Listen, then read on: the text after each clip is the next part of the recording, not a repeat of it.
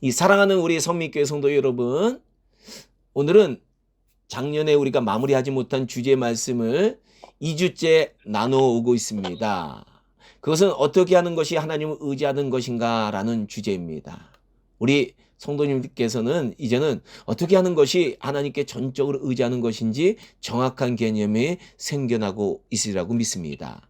사실 하나님께 의지하는 것은 자기의 힘이나 자기의 명철이나 자신에게 도움을 줄 수 있는 주변의 사람들이나 자신의 재물 같은 것들 의지하는 것이 아니라 우리 인생을 창조하시고 우리 인생의 주인 되시는 하나님께 우리 인생의 운전대를 전적으로 맡기는 것이라고 말씀드렸습니다. 그런데 이때 주의할 것이 두 가지가 있다라고 말씀드렸습니다. 첫째는요, 인생의 계획을 내가 먼저 세우고 하나님께 인생을 나중에 맡기는 것이 아니라 계획을 세울 때부터 하나님의 뜻을 정확히 구해서 세우라는 겁니다. 그리고 둘째는요, 이 계획을 세울 때 하나님의 말씀을 깊이 묵상하고 기도의 깊은 세계로 들어가서 나를 향하신 하나님의 뜻과 계획을 분명히 정확히 분별하도록 우리의 영적 민감성을 훈련시켜라 라는 겁니다. 이때 우리는요, 이기적인 자신의 뜻이 마치 하나님의 뜻인 것처럼 하나님의 말씀을 왜곡하면 안 된다는 겁니다. 이단들은요, 하나님의 말씀을 자신의 이기적인 목적에 따라서 왜곡시키는 대표적인 부류들인데요. 이단들뿐만 아니라 우리 기독교인들 중에도요, 하나님의 말씀을 자기의 이기적인 의도로 이해하고 해석하는 신앙인들이 꽤 있다라는 겁니다. 그런 사람들은 기도할 때도 이 성령님의 정확한 음성과 메시지를 듣는 것이 아니라 자신 속에 있는 욕심이나 마귀가 우리 속에 넣어주는 욕망을 마치 하나님의 음성인 것처럼 왜곡할 때가 많다라는 겁니다. 우리는 하나님의 말씀을 묵상할 때, 그리고 하나님의 뜻을 구하고 기도할 때 이것이 내 뜻이냐 아니면 하나님의 뜻인가를 정확히 분별하는 영적 분별력을 가져야 할 줄로 믿습니다. 잠언 16장 20절에 보면요, 삼가 말씀에 주의하는 자는 좋은 것을 얻나니 여호와를 의지하는 자는 복이 있느니라 라고 말하고 있습니다. 이것을 영어 성경에서는 이렇게 얘기하고 있어요. Pay attention to what you are taught and you'll be successful. Trust in the Lord and you'll be happy. 너는 너가 배우는 것에 주의해라. 그러면 너가 성공할 것이고 주님께 의지하라. 그러면 너는 행복해질 것이다. 즉 이 말씀은 하나님을 의지하는 것은 내 욕망이나 내 욕심이 아니라 우리가 배우는 하나님의 말씀에 주의하라는 겁니다. 그리고 이렇게 하나님의 말씀에 주의해서 말씀을 접근하게 되면 우리에게는 성공과 행복이 주어진다라는 말씀입니다. 이 누가복음 5장에 보면요, 예수님께서 시몬 베드로를 사명자로 부르시는 장면이 나옵니다. 근데 이때 베드로가 직업이 어부였어요. 그는 경험 많은 어부였지만 밤새 물고기를 한 마리도 잡지 못하고 허탄진 상태였습니다. 그런데 예수님께서 베드로에게 깊은 데로 가서 그물을 내려 고기를 잡아라 라고 말씀하신 겁니다. 이때 베드로가 이렇게 대답했어요. 선생님. 아직 이때 베드로는 예수님이 그의 주님 되시는 것을 몰랐기 때문에 주님 이렇게 부른 것이 아니라 선생님 이렇게 불렀어요. 선생님, 우리들이 밤이 새도록 수고하였으되 잡은 것이 없지만은 말씀에 의지하여, 그 말씀에 의지하여 내가 그물을 내리리이다. 그리고 그는요, 깊은 곳에 가서 그물을 내렸는데 잡은 고기가 힘이 많아서 그물이 찢어질 지경이 되었습니다. 이에 다른 배에 있는 동료들에게 와서 도와달라고 해가지고요, 2배에 가득 차는 물고기를 잡았다라는 겁니다. 맞습니다. 내 뜻이 아니라, 내 계획이 아니라, 내 욕심이 아니라, 내가 가진 지식이 아니라, 그리고 내 뜻이 하나님의 뜻과 달라도 하나님의 말씀에 의지해서 모든 것을 처리할 때 우리에게는 성공과 행복이 주어진다라는 겁니다. 바로 이런 영적 분별력과 민감성을 가진 크리스천들은요, 내 뜻이 아니라 하나님의 뜻에 온전히 자기 자신을 맡기게 된다라는 겁니다. 우리는 이 시점에서 한 가지 의문점이 듭니다. 그것은 우리가 말씀을 통해 하나님의 뜻을 분별하고 우리에게 주신 하나님의 말씀을 철저히 의지하기 위해서는 하나님의 말씀을 얼마나 깊이 묵상하는 훈련을 해야 되느냐라는 의문점이 든다는 거예요. 사실 이것에 대한 대답은 그리 어렵지 않습니다. 그 대답은 이렇습니다.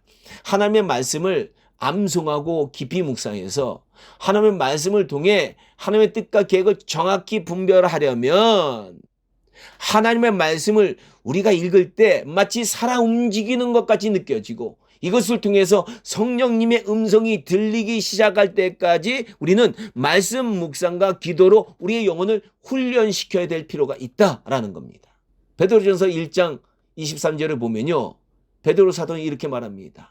너희가 거듭난 것이 썩어질 씨로 된 것이 아니요 썩지 아니할 씨로 된 것이니 하나님의 살아있고 항상 있는 말씀으로 되었느니라. 그렇습니다. 베드로 사도는요. 하나님의 말씀이 살아있다고 말합니다.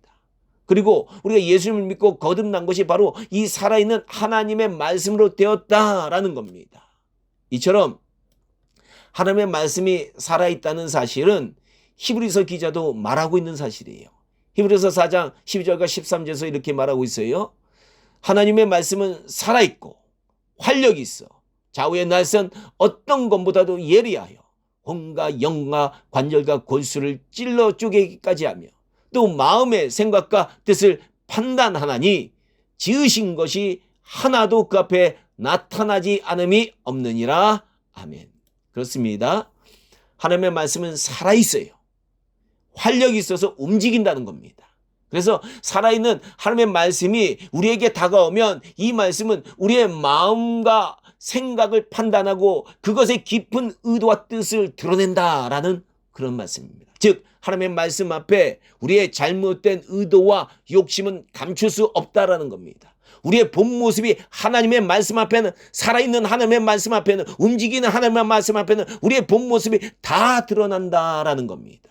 그리고 이 살아있는 하나님의 말씀에 잘못된 우리의 모습이 발견되면 이 하나님의 말씀은 이 잘못된 우리의 모습을 깨트리고 우리를 바른 길로 인도하게 된다라는 겁니다.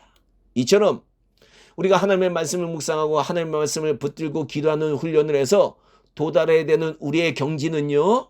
하나님의 말씀이 살아 움직이는 것을 우리 영혼이 느끼고 우리 영혼이 깨닫고 실제로 우리 영혼이 체험할 정도까지 집중적으로 우리는 하나님의 말씀을 묵상하는 것을 훈련해야 된다라는 겁니다. 우리는 이런 영적 수준에 이르게 되면 하나님의 말씀을 통해 하나님의 뜻과 계획을 정확히 깨닫게 되고 우리 인생은 그분의 뜻을 이루고 그분의 영광을 위해서 사는 복된 인생으로 바뀌게 되는 겁니다. 부디 새해에는요. 우리 성민교회 성도님들은 이런 영적 수준까지 이르도록 성경 말씀 묵상 많이 하고 기도해야 됩니다. 그리고 우리 교회에서 하고 있는 성경 통독 훈련과 또 영어 성경 공부에 많이 참여하시길 주님의 이름으로 부탁합니다. 요거 참여하시면 우리 자신을 영적으로 민감하게 훈련시키도록 도움이 많이 될 줄로 믿습니다. 그런데 이제 지난주까지 우리가 살펴본 말씀이 더 있어요. 그것은 우리가 우리 인생을 하나님께 맡길 때 우리 인생의 계획 외에도 우리 인생의 계획 시작부터 하나님께 맡기라고 그랬잖아요. 근데 이 계획 외에도 무엇을 맡기라고 성경은 말하고 있느냐라는 겁니다. 그것은 바로 우리 인생의 무거운 짐을 주님께 맡기기를 하나님은 원하신다는 겁니다. 우리 하나님 아버지는요. 우리의 짐을 날마다 맡아주시기를 정말로 원하고 계신다는 거예요. 근데 사람들이 안 맡기는 거예요. 사실 하나님의 아들이신 예수님께서 이 땅에 오신 이유는요. 수고하고 무거운 짐진 자들에게 자유함을 주시기 위해서 오신 거예요. 죄로 인해서 우리 인간들이 짊어진 그 여러 가지 인생의 짐 너무나도 무겁잖아요.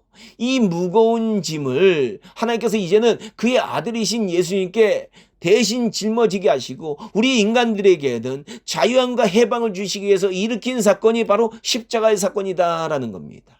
그러므로 십자가 사건은요. 진리 되시는 우리 예수님을 우리가 믿고 영접하면 그분이 흘리신 십자가의 보혈의 능력으로, 그 피의 능력으로 우리 인생의 모든 짐으로부터 자유함과 해방을 주는 위대한 사건이다라는 겁니다. 하지만 안타까운 것은 이 사실을 아는 우리 크리스천들 중에서도요, 이 인생의 짐을 예수님께 맡기기보다는 끝까지 내가 지고 가겠습니다라고 고집 부리는 사람들이 의외로 많다라는 겁니다. 분명히 우리 예수님은요, 수고하고 무거운 짐진 자들은 다 내게 와라, 그리고 쉼을 얻어라 라고 말씀하셨는데, 우리는 아닙니다. 나는 내 인생의 짐을 내려놓을 수가 없습니다라고 고집 부리는 신앙인들이 너무 많다라는 겁니다. 우리 성도님들은요, 성경이 이런 고집을 뭐라고 말하는지 아십니까?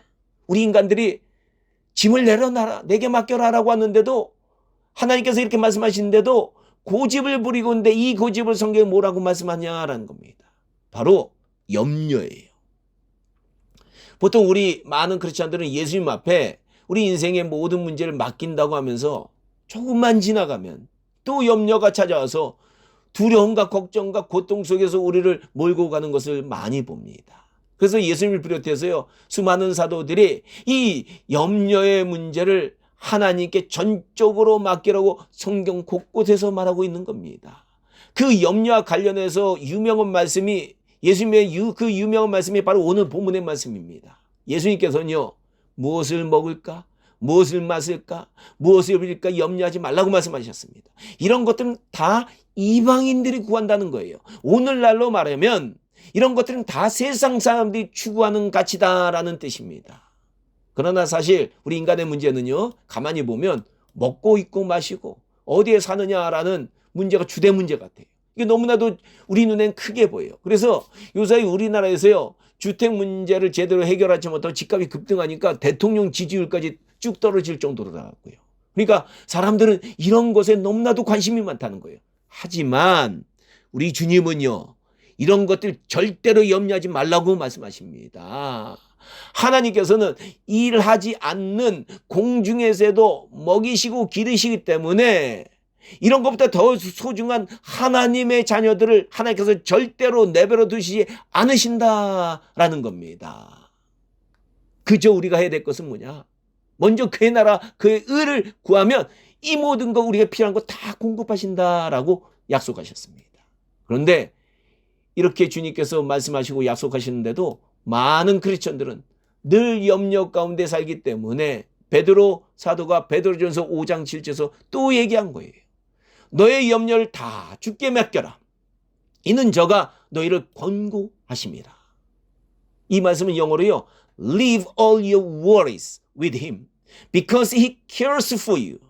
주님이 너희를 돌보심으로 모든 근심을 그분께 맡겨라. 주님이 너희를 돌보심으로 모든 근심을 그분께 맡겨라 라는 뜻입니다. 맞습니다. 주님은 늘 우리를 지켜보고 계십니다.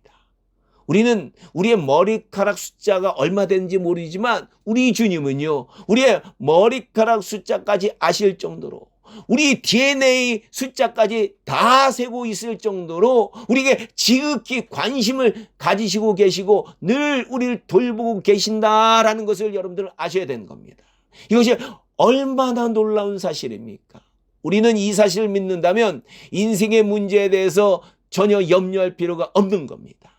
우리를 창조하신 분이 우리를 돌보고 계시는데 우리가 염려할 것이 무엇이냐라는 겁니다. 그분은 우리의 어떤 문제도 해결하실 수 있는 전능자이십니다. 이걸 믿어야 돼요. 그저 우리는 인생의 짐을 주님께 완전히 맡기고 가벼운 마음으로 인생을 힘차고 즐겁고 믿음으로 살아나가야 될 줄로 믿습니다. 부디 우리 성미교회 성도님들은요, 우리 주님께서는 늘 우리를 눈동자같이 지키시고 보호하신다는 걸 굳게 믿으시고 모든 염려를 주님께 맡기시고 평화 평강을 누리시는 2020년도를 살아가시기를 주님의 이름으로 축복합니다. 그리고 2021년도는 인생의 모든 짐과 모든 염려를 주님께 전적으로 맡겨서 그 마음의 평화와 평강을 한없이 누릴 뿐만 아니라 그 삶에서는 하나님의 공급하시고 돌보시는 기적의 손길을 늘 체험하시길 주님의 이름으로 축원합니다. 다음 주에는요, 이렇게 우리 인생의 짐과 우리의 모든 염려를 주님께 맡기게 된 사람은 어떤 것을 하게 되느냐에 대해서 말씀을 나누도록 하겠습니다. 기도하겠습니다.